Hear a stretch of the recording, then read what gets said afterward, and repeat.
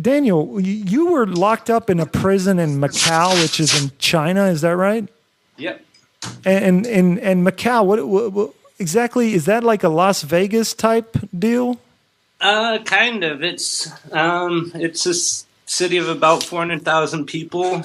It's on the southern coast of China. It used to belong to Macau for about 450 years. And it's an island. It's 3 islands. At one point, I think it was the most densely populated place on Earth. The most extensively populated, you said? Densely. Densely populated. Densely. Okay.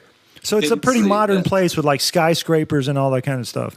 Well, not too many high rises, but it's just a very small area. I think it's 3 square kilometers Okay. or something like that, and 400,000 people. No, it must be because it was Whoa, like what the 20. fuck?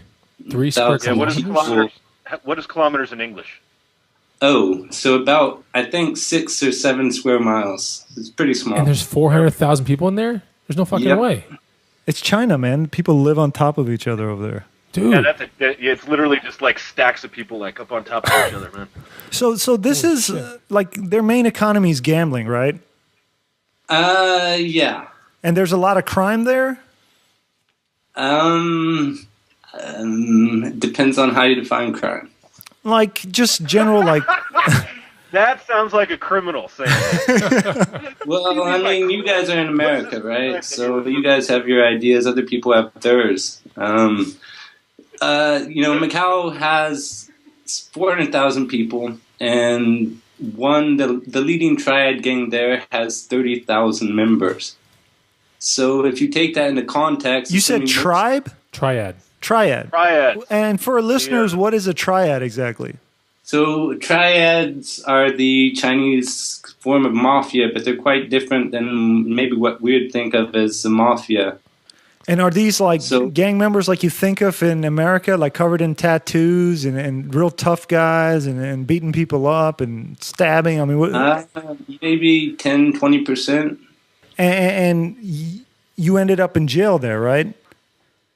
Yes. And what kind of crimes were you doing to get yourself in jail? I was busted with about 9 ounces of hash, and at this time, Macau had just gone back from the Portuguese to the Chinese side, so it went from a very lenient place on drugs to a very strict place almost overnight. And what do you get? So one of the Are you like a dealer, or you're just using hash and you get caught with it? At that time, I was a dealer. I mean, I was dealing. I was selling 20 keys a month. And God, if he was walking around with 9 ounces of hash just for himself, man, wow. yeah, I don't even know how much 9 ounces is. Is that a lot? It's like having a tank full of gas plus, all the jugs filled up in your trunk full of gas, just in case. Oh, wow. So what is the street value of 9 ounces of hash? Not that much. In the U.S., it'd probably be 15 to 1,800, I guess. Oh, okay. And there, I was buying it for about $150. Oh, wow. So how much are you selling it for? Probably 800. Okay. Jeez, man, we're in the wrong business. How do you get your customers in that kind of business in Macau? You get your customers by deciding which people not to sell to. I mean, everyone eventually is just going to be calling you. Once they know you have good deals, good prices, good quality, you're a safe guy to deal with. You're not going to mess them about, because a lot of times dealers are pretty sketchy, right? You don't want to be hanging around some black alleyway hoping, you give a guy some money and he's going to come back with some stuff. So if you can find a pretty solid connection, then you try to stick with them. And people tell their friends. I get called all the time. I'll be telling more people no than yes. Isn't that kind of scary, though? Every time you get a new customer, you don't know if it's a police officer or what's going on with the new customer. How do you kind of gauge them? Well, you take the situation as it comes. At that time, I was quite young, so I got arrested when I was 20. So I was dealing mainly from 16 to 20.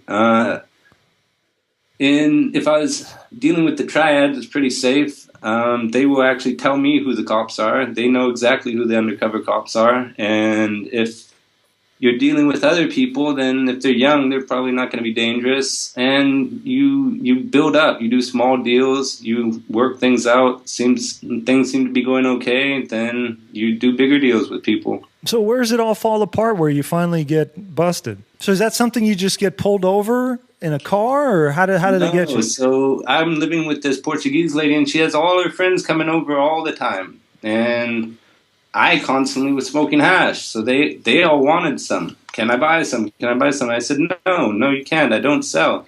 And for them, it was hard to believe because, they were paying infinitely more than I was, so having so much available was just unrealistic for them. They didn't have a dealer, so I asked my girlfriend, I said, who used to deal to them? Why don't they have a dealer? Where is their dealer? And she said, this guy used to deal to them, but now he doesn't have a connection. So I said, all right, who is this guy? His father used to be in the police. He was shot and killed, and he stopped selling hash. He just because he doesn't have anyone to sell it to him. So I arranged to meet this guy. I said, okay, I'll give you a rock bottom price, an incredibly ridiculously cheap price. You just keep these people away from me. Every time they ask me where to buy from, I'm going to just say I'm buying from you. And that's what I did. I gave this guy everything he needed for a very low price, and I told everyone to buy from this guy. And then one day he called me up and... Wait, why would you direct traffic from you to this guy? Because as a dealer, I'm trying to make $10,000 in a deal if I can. I don't want to be dealing with $5 here and there. Okay, so you'd rather deal to a other dealer that then deals it out to somebody else. Yes. If you could be interviewing Bill Gates right now, would you be talking to me? No, because you'd be getting more money doing that with the same amount of time. Right. Good point. So So I don't want to have anything to do with this nickel and dime stuff. So I wash my hands of that. I mean, it's really high return, but it's just not worth it. Well, that guy got busted, and then he dropped a dime on me.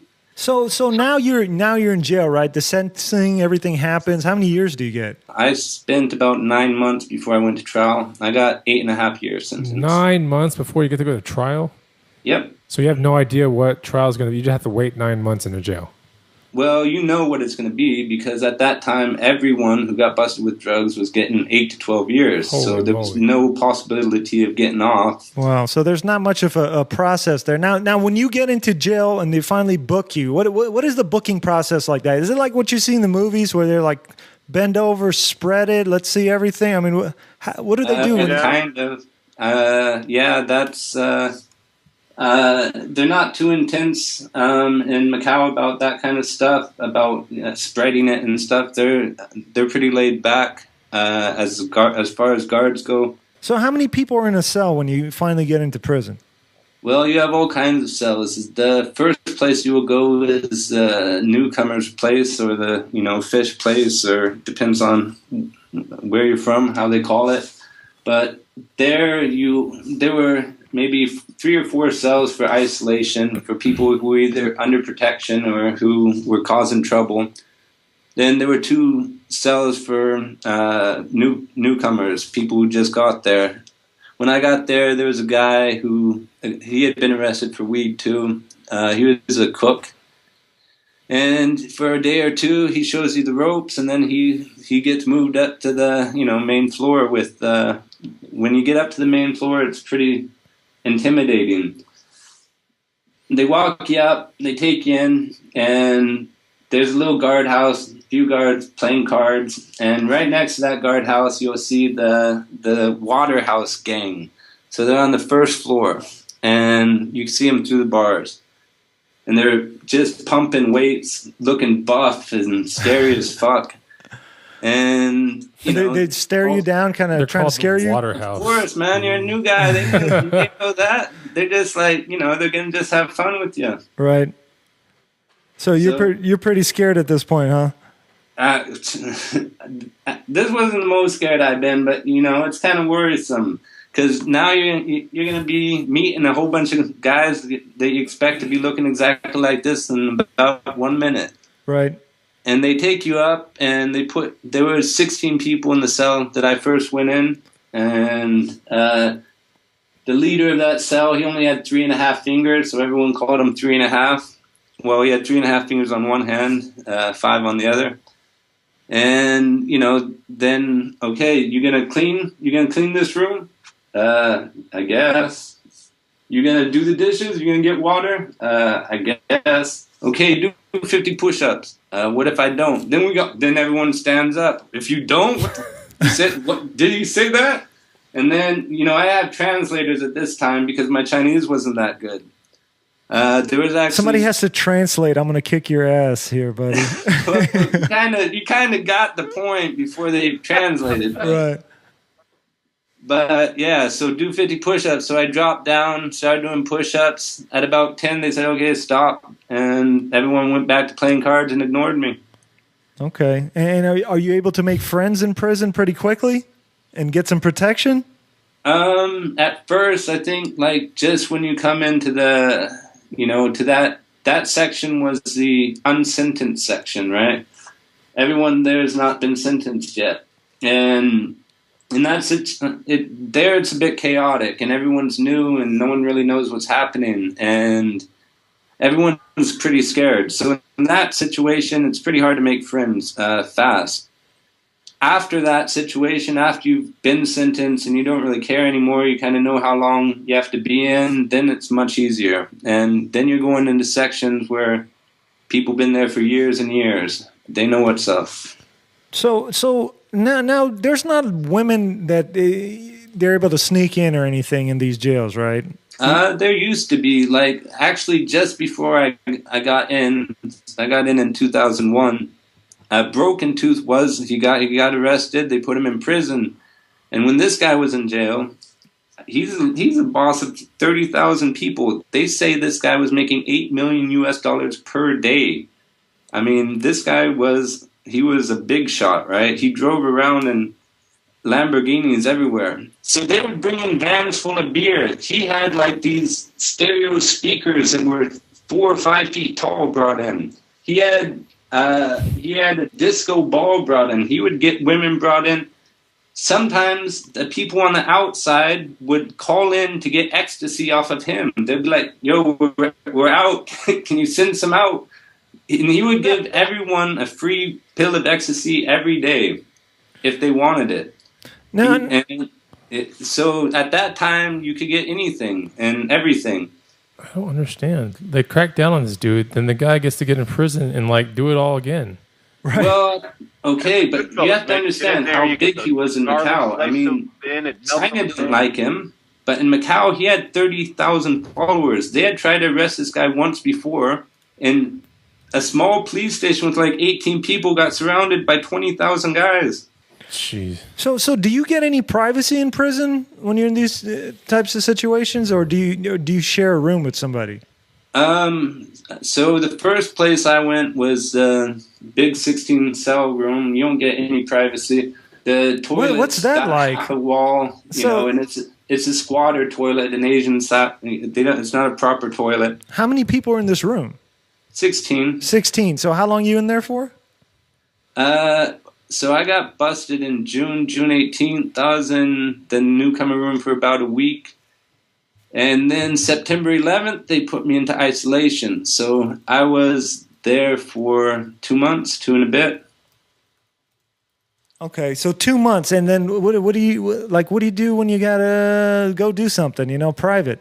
Are they guys in there jerking off and stuff? I mean, what are they doing? Not publicly. I mean, there's half a wall for the toilet, so you make a curtain, right? You make a curtain, you try to make a door. As soon as they search the room, they're going to break it all down, and you're going to redo it.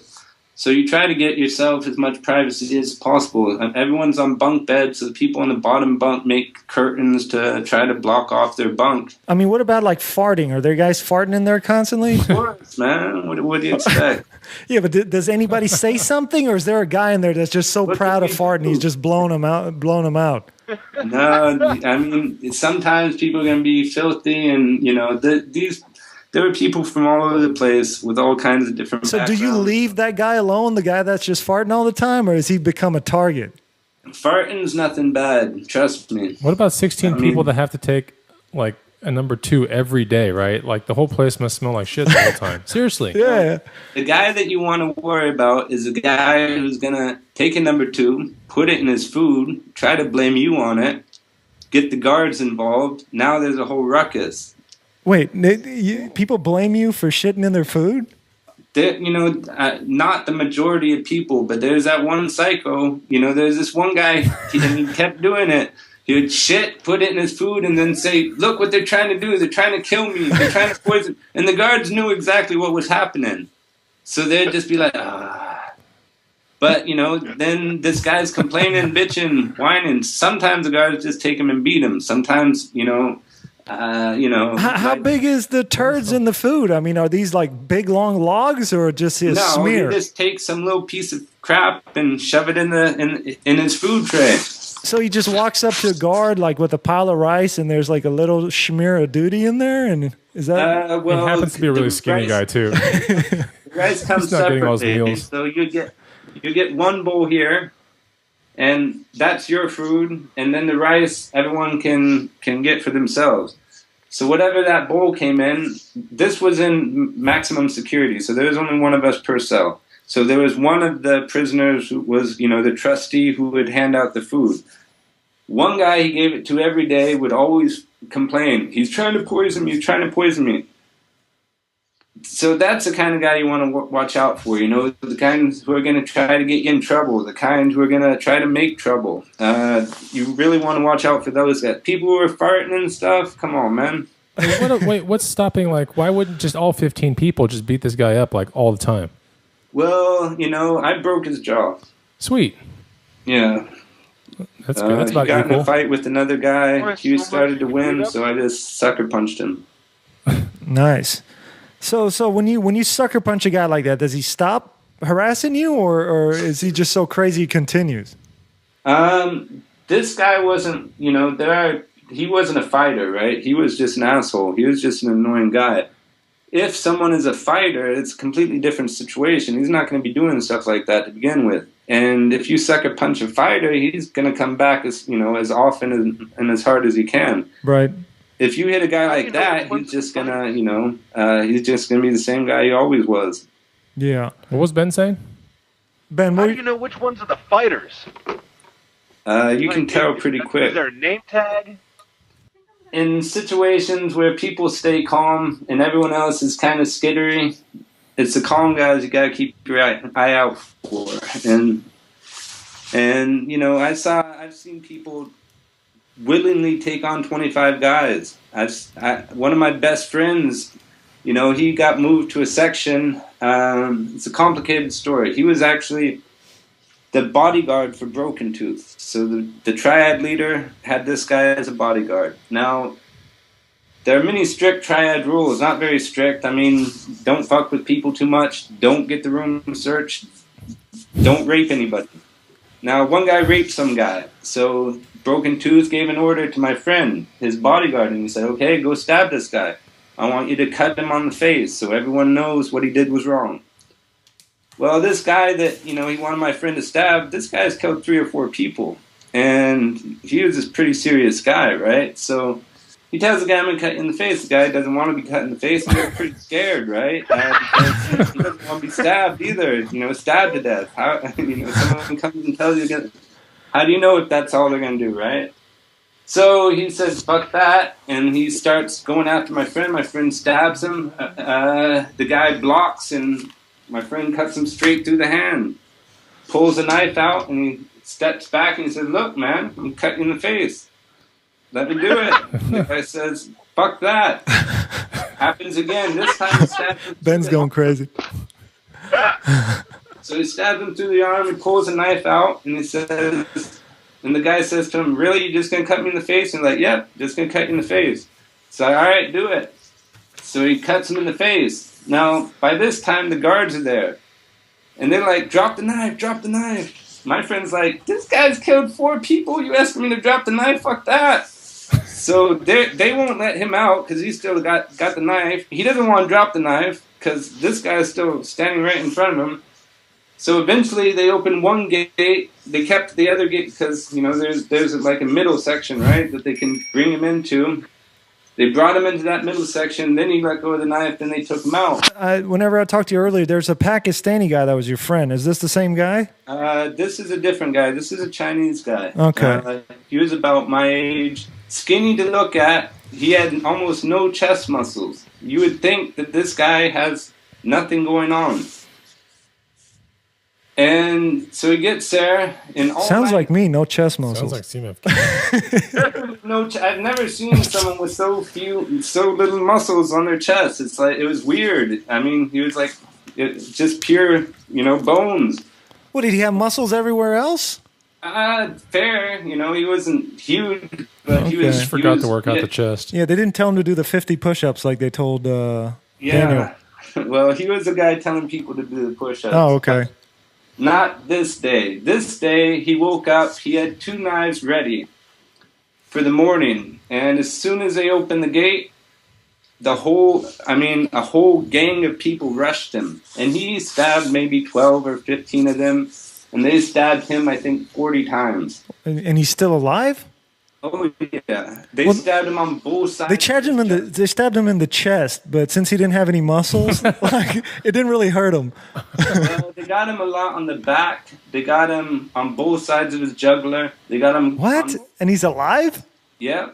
Wow. They got him, you know, his body's cut up pretty bad.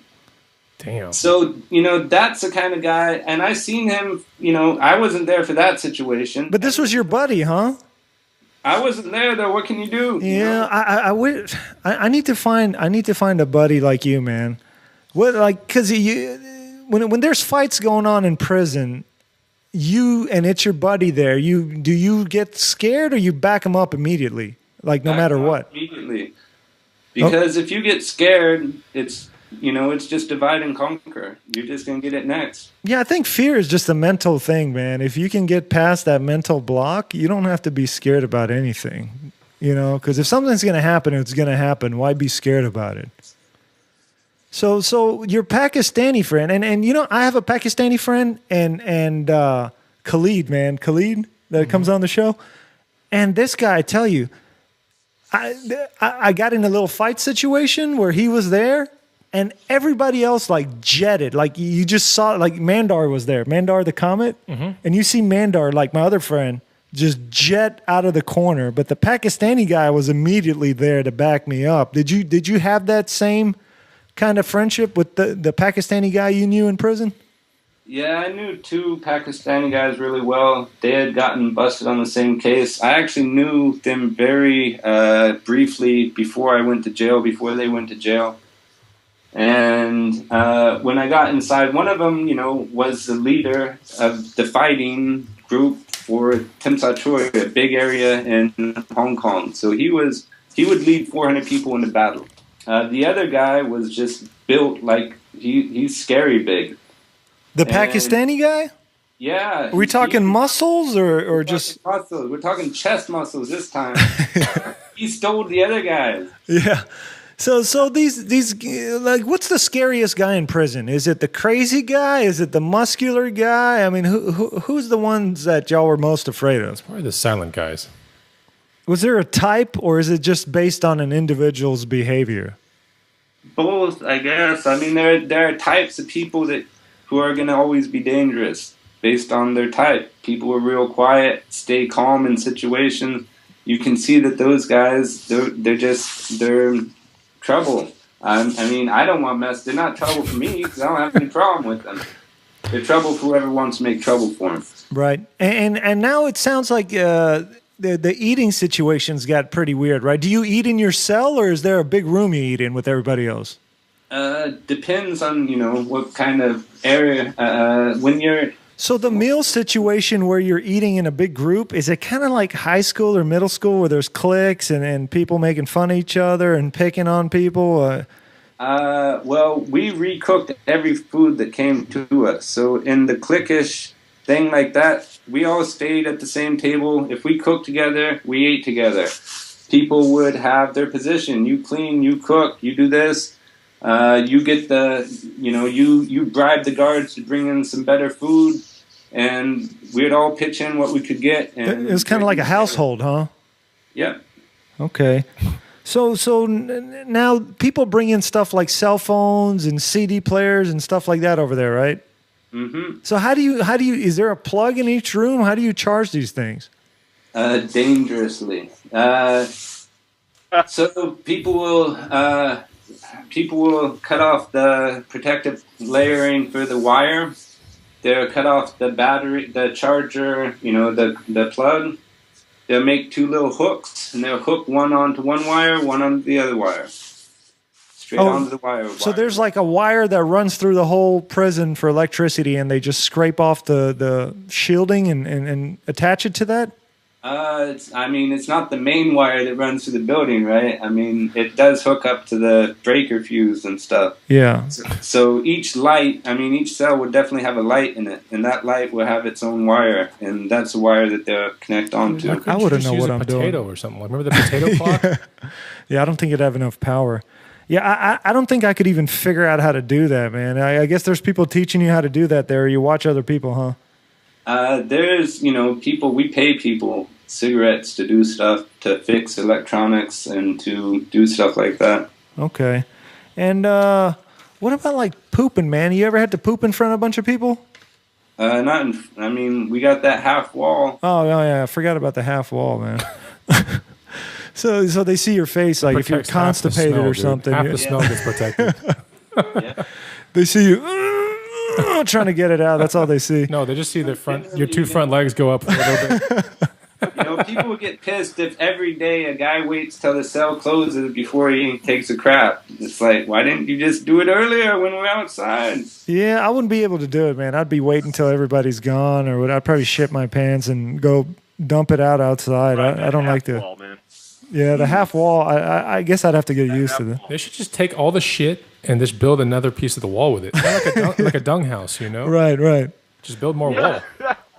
So how'd you finally get out? And what do you do now? Are you still in that kind of lifestyle? No, I'm not still in. I'm a researcher. How did I finally get out? I got parole. Are you still a criminal? What's that? Are you still a criminal? No, I'm a researcher. That's generally not. No, I'm not a criminal. Well, I mean, it seems like to be a researcher, you got to be a pretty intelligent guy. Like, how did you learn after you got out? You probably were a criminal, and then how did you get the chance in life to change your path? I was always a smart guy. I didn't become the number one dealer amongst all international schools of Hong Kong at the age of 16 for no particular reason. I did study in prison. I studied a few courses. I studied more when I got out. Okay. Well, hey, Daniel, appreciate you calling in. I'm sorry all that happened to you. Well, I guess you shouldn't have been dealing hash, but I'm glad you're out now and you're having a good life. And thank you for coming on the show and sharing your story.